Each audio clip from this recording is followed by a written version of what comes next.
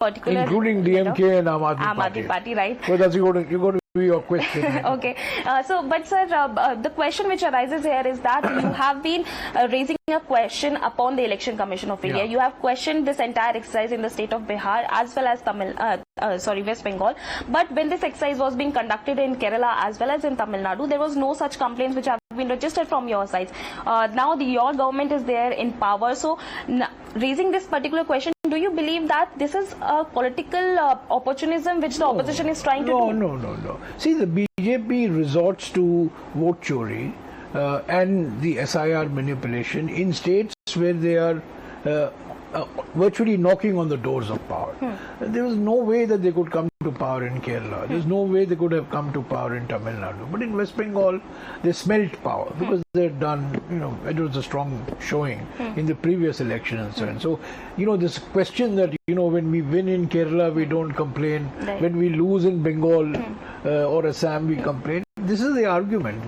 This is the counter argument. This is the explanation that the BJP resorts to these tactics, not on a universal basis, but in those areas where they find that they are in a position to come to power. They did it in Haryana, they did it in Maharashtra, they did it in Delhi, they did it in Bihar, and most recently they have done it in West Bengal. In the case of Assam, they had done it already in terms of gerrymandering and redoing the geographical nature and configuration of the assembly constituencies, So that had happened much before the election, and they had done similar electoral manipulation around the geographical boundaries of the constituencies in Jammu and Kashmir as well. So these are surgical strikes. These are surgical strikes on SIR in state after state after state. Now they've started in Karnataka, they're going to do it in Telangana. So wherever the BJP has a strong state unit, and wherever the BJP senses that it can make a grab for power, it will resort to these tactics. And this is what we have. The 23 opposition parties, including the DMK and the Aam Aadmi Party, have written to the Honorable Chief Justice. It's a very detailed letter, 6-7 pages. We have raised concerns on SIR, the way the SIR has been conducted and is being conducted, the blatantly partisan functioning of the Election Commission of India. And we have appealed to the conscience of the Supreme Court to exercise its moral and its judicial authority, its constitutional authority, to ensure that elections are free and fair and that there is a level playing field for all political parties. We hope that the Supreme Court will take note of the sentiments and suggestions of the 23 opposition parties, and we will continue to raise it when Parliament convenes, most probably on the 20th. So like you have said, you don't trust Election Commission of India, you don't trust this entire exercise of SIR. But on the other side, we have also seen that how the Karnataka state unit, and specifically the Chief Minister, he himself has asked the people of Karnataka to participate in this exercise. In fact, he has also gone on to say that if you won't be there, if you won't be able to give votes, you won't be able to give benefits. So let's be very clear. There's no Isn't debate. it a dual stance? There's no debate on the fact, the fundamental fact that elections in India, Indian citizens must vote. There's no dispute on that fact. It is this mass deletion that has taken place. See, when you do an SIR, you also add and you also delete. Right. How come you end up deleting 27 lakh voters from the electoral roll in West Bengal? Most of whom, in fact, the preponderant majority of whom are Indian citizens. And now there is this wholly unreal debate taking place, manufactured to create chaos, so to speak, by the Modi government on whether the passport constitutes proof of citizenship. So, I mean, look, the fact that there must be electoral roll revisions periodically in a transparent manner, in an accountable manner, there is no dispute on that. But the manner in which the SIR is being implemented, the whole objective of the SIR is to delete. The Home Minister himself said, delete, detect, delete and deport. I mean, so you've already made up your mind that you want to, what you're doing the SIR for. Electoral roll divisions must take place periodically, but it must take place in, with advanced intimation. There must be grievance redressal mechanisms, and those who have been wrongly or unjustifiably eliminated from the electoral roll must have every opportunity of showing that they have every reason to be in the electoral roll. This has not been the case in West Bengal. It's certainly not been the case in Bihar. But giving this kind of a message that people won't be able to get the benefits from the government if they won't participate in this exercise, is it justified, sir? On your part, what is your comments upon it? I don't want to make comments on individual statements. We are now talking about the way elections are conducted. We are talking about the role of the Election Commission. We are talking about the tactics that the BJP is adopting. The vote chori. Then we saw in the Rajya Sabha election in Madhya Pradesh, that is seat chori, where the returning officer was made to sign an order disqualifying my colleague Meenakshi Natarajan, wholly unjustifiable grounds. And now, in fact, we're filing an election petition in a day or two. And the way the Election Commission responded to our entreaties in our pleas, they didn't respond at all. We went to the Supreme Court. Supreme Court said go to the Election Commission. The Election Commission kept quiet till the till the last day or the last moment was over, 5 p.m. and then they just kept quiet. And the BJP candidate was declared elected. So that was an blatant example of seat chori. So vote chori, seat chori, and of course now we have chanda chori going on in Ayodhya. So this is the reality of our democracy, which we have brought to the attention of the Honorable Chief Justice, and we hope that he takes note of the suggestions made by 23 recognized political parties. I stress the word recognized, because now we have an unrecognized political party which has become the second largest constituent of the NDA. Right. Poor Mr. Chandrababu Naidu, who was the second largest, has been demoted to number 3, and Nitish Kumar, who was number 3, has been demoted to number 4.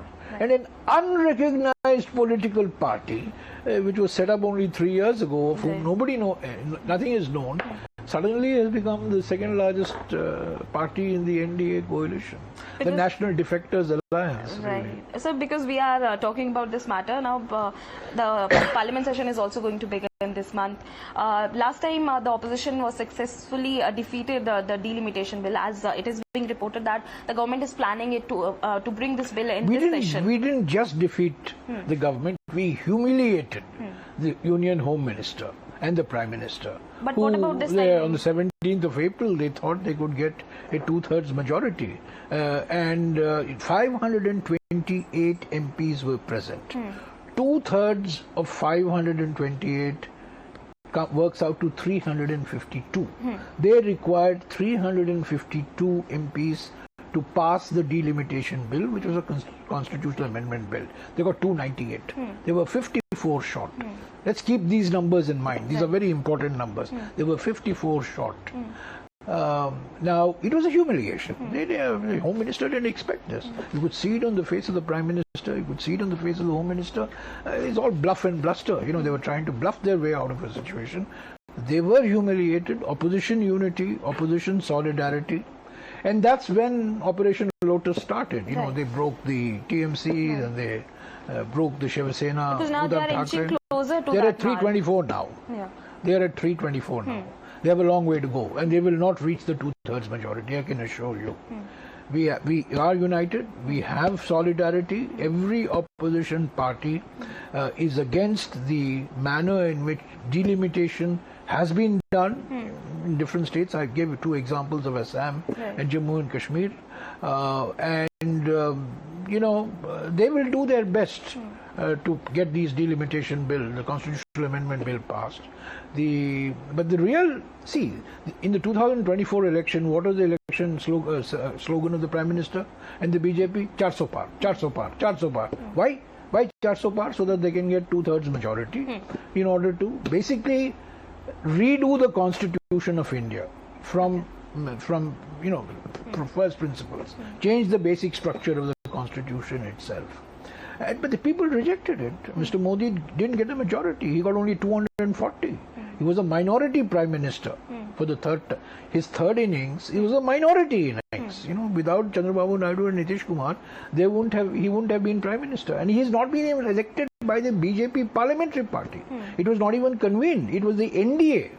Leaders who convened, and he got the imprint or the seal of approval from them, and then he became a prime minister for a third time. So these games that are being played, and the Home Minister is past master at playing psychological games. These are all psychops. He's trying to intimidate the opposition. Well, I'm going to get 2/3 majority. I'm going to break this party. I'm going to rediscover some unrecognized political parties that have been set up. And you sit there. He parks these defector MPs in these unrecognized political parties. We are not intimidated. We are working. Because we are talking about elections, and now the assembly elections in the state of Uttar Pradesh is coming in. The biggest issue there in the state is of Ayodhya donation scam. Yes, and Congress party has been continuously raising this matter. But are you actually satisfied with the investigation which is being done by the SIT there? And another question which is there, sir. Collapse in the system. It's a complete collapse. To imagine that the Prime Minister and the Home Minister, by the way, have maintained complete silence, stony silence. All the appointments have been made with their full information, their full backing, their full knowledge. This is the RSS ecosystem. All the people who were involved in the trusts that have indulged in all these malpractices and malfeasance. So it is Chanda Chori, complete Chanda Chori.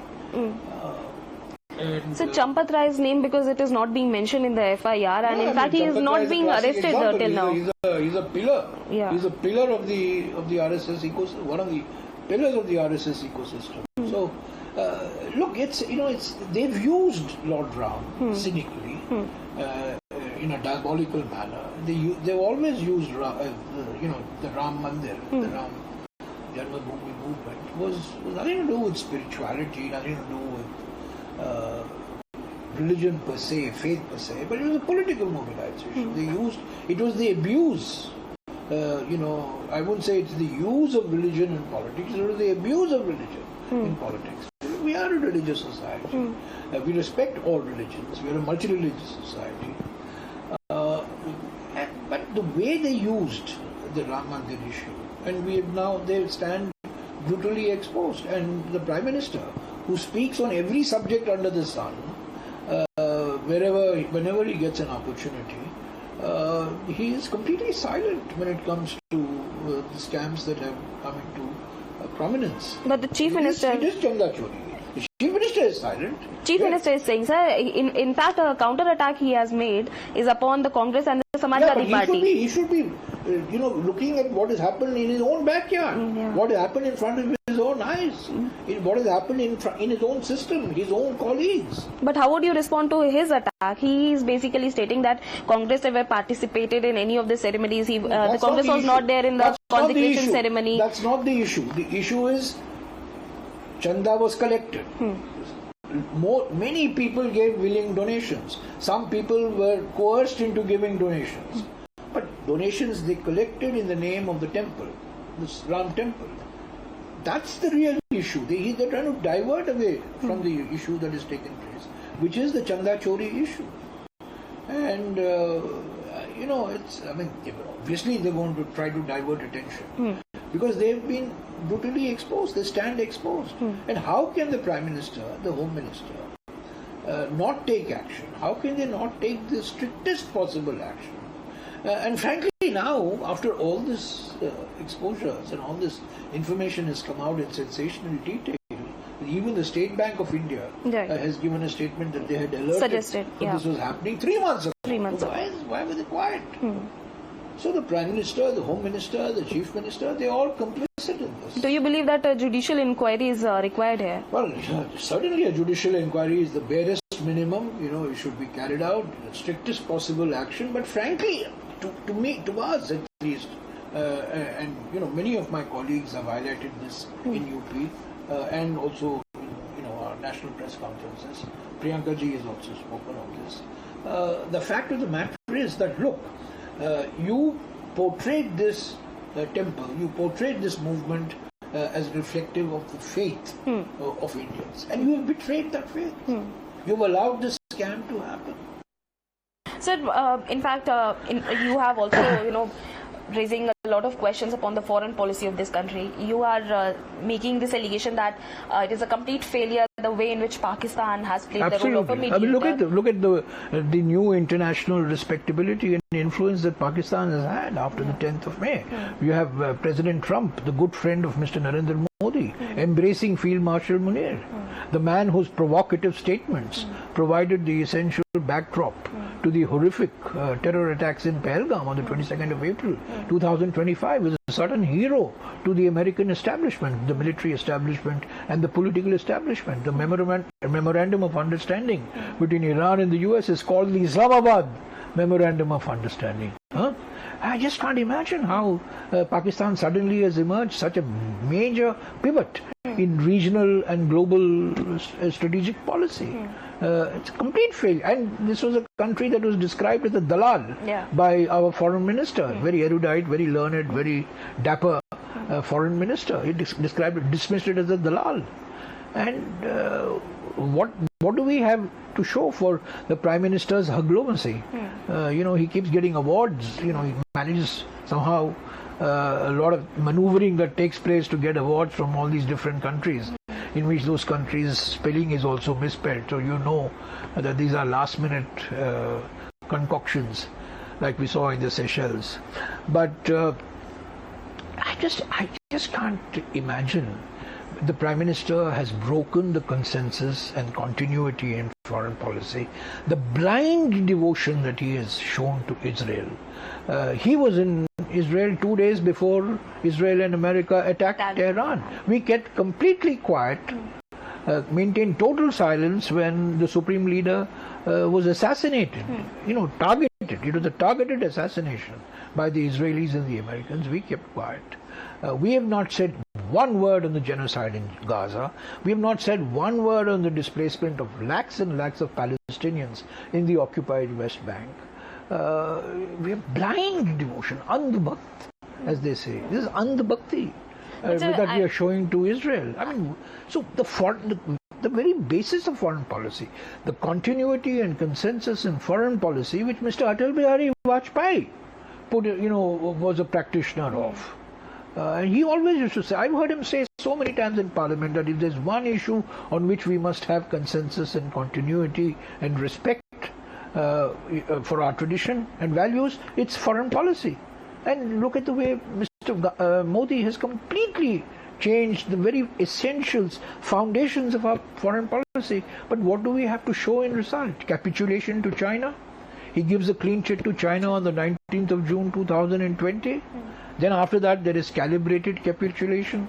So let's focus on Pakistan first, because you have been demanding that it should be declared. There should be pressure upon the international forum that. But what is the policy of Pakistan? You have Dattatreya Huzbale saying something. You have 3 top RSS leaders. You have Ram Madhav saying something. I mean, what is our policy on But Pakistan? not just them, sir. In fact, today itself, some of the India bloc leaders, including Farooq Abdullah, Mehbooba Mufti, in fact, your own leader, has also written a letter. 100 people have written a letter to the Prime Minister of India as well as to Pakistan, asking them to once again, for the resumption of the normal visa services, to once again start considering of having an international relations, maintaining that international relations with Pakistan. So what is your stand upon it? Because this is completely in contradiction to what you are saying. This is, look, the Prime Minister Modi should have a discussion. The Pakistan policy, like foreign policy, whether it's China, whether it's Pakistan, this has to be discussed with opposition parties. You have to have a serious discussion. You can't have a discussion on foreign policy through the media or through television or on social media. These are very serious issues.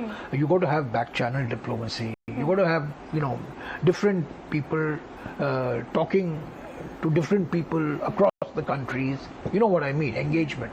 But what is your fundamental premise?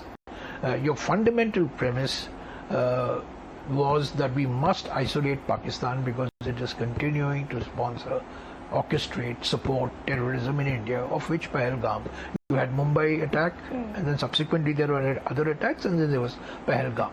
But that same Pakistan today enjoys a global standing and influence, which is completely the reverse of what India has wanted, politically and diplomatically. But are you in support of these back channel talks or any engagements? No, Your own party leader, Manish as a Congress party, we want a measured, responsible discussion in Parliament. Okay. We have not had one discussion, no discussion has been allowed in Parliament on foreign policy challenges. I have made so many attempts.